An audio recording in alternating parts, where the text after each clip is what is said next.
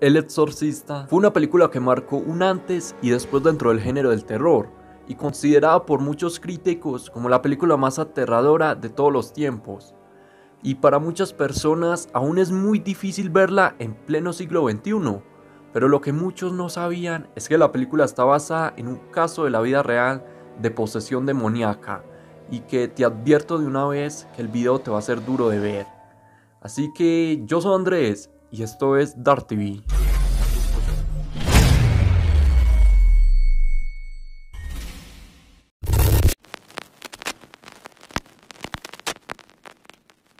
Ahora sí, vamos a pasar a la historia real de esta película, y es que aquí el protagonista será un niño llamado Roland Doe, y es que la verdad este no es su verdadero nombre, ya que el verdadero fue oculto, ya que la iglesia le dio un seudónimo para proteger su verdadera identidad. Roland era un niño de 14 años, quien vivía en las localidades norteamericanas de Maryland y Missouri en los años de 1949. Su familia era de origen alemán y tenía creencias luterocristianas. Los fenómenos que empezaron a ocurrir dentro de la casa de Roland fue en enero de ese mismo año que les dije, cuando en el dormitorio de la abuela de este niño, un cuadro de Jesucristo apareció torcido de un momento a otro y se movía como si alguna persona golpeara la pared desde atrás. Pasaban los días y siempre el cuadro seguía en esta posición luego de ser enderezado. También se escuchaban los chirridos de unos arañatazos en la pared, como si una garra rascara la madera. Pasados 11 días, murió la tía de este niño que se llamaba Harriet y casualmente los arañatazos dejaron de oírse. La tía de Roland, quien era espiritista y que antes de morir le había enseñado a Roland a manipular el tablero de la tabla Ouija. Cuando esta mujer falleció, el adolescente habría intentado contactarla a través de esta famosa tabla, y a partir de ese momento es que empezarían los problemas de este joven. Luego de esto, en la casa de Roland, quien había comenzado a volverse bastante reservado y serio, y durante las noches siguientes estaba teniendo pesadillas en las que sus familiares lo oían hablar con alguien. Sucedido de esto, también comenzaron a volver los arañatazos en las paredes, los muebles comenzaron a moverse solos y muchos objetos comenzaron a levitar. Obviamente, la familia al ver que todos estos fenómenos le ocurrían al muchacho, salió a pedir ayuda, hasta que el caso le llegó a los oídos a un religioso cercano, quien estupefacto no solo presenció los fenómenos, sino que también vio como la cama del muchacho se sacudía sola y en su pecho aparecían varios arañatazos en forma de letras como si alguien los hubiera trazado desde adentro con un cuchillo. Este especialista religioso ya sospechaba de que un poder maligno había invadido el cuerpo de Roland, así que seguido a esto se puso en contacto con un especialista, un sacerdote católico llamado Albert Huguet, quien lo primero que hizo fue visitar al chico y que también llevaba consigo una botella de agua bendita y unos cirios para iluminar la habitación. Pero no se imaginarán lo que pasaría después. Y es que luego de entrar a la habitación, la botella con agua bendita explotó y las velas al ser prendidas lanzaron grandes llamaradas. Cuando este sacerdote experto se acercó a Roland, quien se encontraba acostado y como en un estado de trance, este le habló con una voz irreconocible y como endemoniado y dijo en latín las siguientes palabras: «Oh, sacerdote de Cristo, sabes que soy un demonio, ¿por qué me molestas?»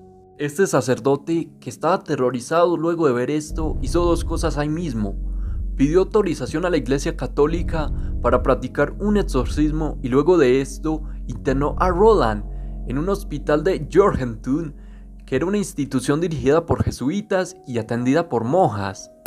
Luego de que le dieran autorización al padre Huguet, Roland fue atado con correas a una cama y permaneció tumbado con los ojos cerrados, y estaba muy tranquilo por lo que parecía. Pero al entrar este padre, con una vestimenta como todo un exorcista profesional, Roland despertó inmediatamente con una reacción de violencia y con la misma voz tétrica de la misma que les hablé antes, y le dijo, o le ordenó mejor dicho, que se quitara la cruz que llevaba oculta. Seguidamente a esto, había comenzado a proferir juramentos en lenguas semáticas y arameas como es típica en este tipo de actos, y en su pecho comenzaban a aparecer nuevos arañazos en forma de palabras. Como todo un exorcista profesional, el padre Huguet se arrodilló junto a la cama de Roland y empezó a hacer las primeras oraciones previas al exorcismo, y después de que dijera la frase "líbranos del mal", Roland logró desatar una mano y arrancó una pieza metálica de la cama, con la que usó para hacerle una rajadura en el brazo izquierdo al sacerdote, desde el hombro hasta la muñeca. Esta herida se dice que fue posteriormente curada con más de 100 puntos, y el exorcismo obviamente fue suspendido después de esto. Luego de este horrible suceso, Roland fue trasladado por su familia donde unos familiares que estaban ubicados en Missouri, y allí fue visitado por 3 personas más: el sacerdote que previamente había hecho el primer exorcismo, un profesor de teología, y otro sacerdote exorcista llamado William Borden, que era un hombre catalogado de santo por las personas que lo conocían. Y ojo, porque este sacerdote sería como la versión real del visto en la película al final. Según instrucciones de la Iglesia Católica, sería este último padre quien era el encargado de hacer el exorcismo, y también querían que este exorcismo tenía que ser realizado en secreto y que debía de ser anotado en un diario con todos los detalles. Y ojo a este diario, porque este va a dar la respuesta a una de las preguntas que tienen todos los que están viendo este video y que les voy a responder al final del video. Ahora sí, vamos a lo que eran los verdaderos exorcismos. Y es que un 10 de marzo de 1949, el teólogo y el padre Borden hablaron con Roland y rezaron juntos el rosario, y todo iba muy normal. Pareciera que al adolescente no le incomodara, pero en el momento en que lo dejaron solo en su habitación, él volvió a gritar y pedía ayuda. Ahí, sucedido a esto, ellos dos entraron a la habitación y vieron que el adolescente tenía 2 arañatazos en forma de cruz en cada uno de sus antebrazos, y un gran librero se había movido solo, colocándose ante la puerta y no dejándolos abrirla, y su cama comenzó a sacudirse sola. Era algo impresionante para la época. Solo imagínense estar en un exorcismo y presenciar algo así. La noche del 16 de marzo, el padre Bowden comenzó el verdadero exorcismo. Tras rociar con agua bendita la cama, que no dejaba de moverse, comenzó a leer las oraciones del ritual, y cuando dijo las siguientes palabras: "Yo te ordeno, espíritu impuro, seas quien seas, junto con todos tus asociados, quienes han tomado posesión de este siervo de Dios, que por los misterios de la encarnación, pasión, resurrección y ascensión de nuestro Señor, me digas mediante alguna señal tu nombre, el día y la hora de tu partida". Debido a esto, el demonio que tenía en posesión a Roland iba a reaccionar de una manera bastante violenta, dándole arañatazos que cruzaban la garganta, los muslos, el estómago, la espalda y el rostro del Roland. Y en su pecho, oigan muy bien esto, apareció la palabra Hell, que traducida es infierno, y en su zona púbica se dibujó la letra X y la palabra Go, que significa ir. Y durante la siguiente sesión, el sacerdote, y ojo a esto porque es muy común en los exorcismos, él le preguntó el nombre del demonio, y en un instante se dibujó con arañatazos sobre el pecho de Roland la palabra Speed, que significa rencor o malevolencia. A medida que iba pasando el exorcismo, el estado de Roland no mejoraba, y al contrario cada vez empeoraba. Su estado estaba en violencia y hablaba y gritaba con una voz ronca. Se reía con una carcajada diabólica e insultaba a los sacerdotes y los maldecía al oír sus plegarias en el nombre de Jesús. Y a los pocos momentos los sacerdotes veían como una aura siniestra, y que en los exorcismos estos hombres los llaman el roce de Satanás. Ahora vamos a pasarnos al 18 de abril de ese mismo año, que sería el último día de tormento para el joven Roland, y es que se libraría la última batalla contra el maligno. Los religiosos pusieron en la habitación del hospital una estatua del arcángel San Miguel venciendo al dragón antes de que el padre Borden pronunciara las últimas letanías del exorcismo. A los pocos minutos, de la propia boca de Roland salió una voz nueva, limpia y profunda que decía lo siguiente: "Satanás, Satanás, soy San Miguel y te ordeno a ti y a los otros espíritus malignos que abandonéis el cuerpo en nombre de Dominius inmediatamente, ahora, ahora, ahora".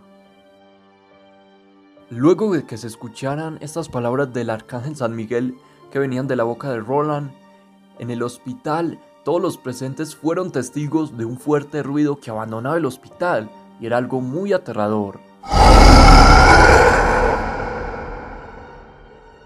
Y luego de esto, después de tanto sufrimiento, Roland despertó y dijo las siguientes palabras: se ha ido.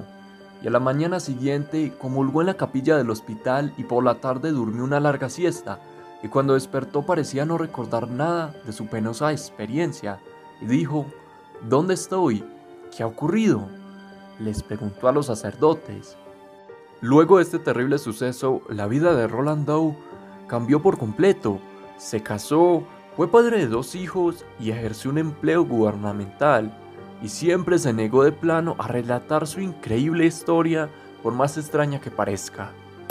En agosto de 1949, William Peter Blatty, quien era un joven estudiante de literatura, un día leyó el diario The Washington Post con la siguiente noticia: un sacerdote libra a un joven de las garras del demonio, y que después de leer esto, él se obsesionó por escribir sobre esto y le escribió una carta al cura William Borden, quien fue el que hizo el último exorcismo, para tratar de escuchar la historia por su propia boca, y de ahí fue donde se basó para todo esto. Y no solo esto, recuerden que les dije que el diario que usó este padre era muy importante para una pregunta al final.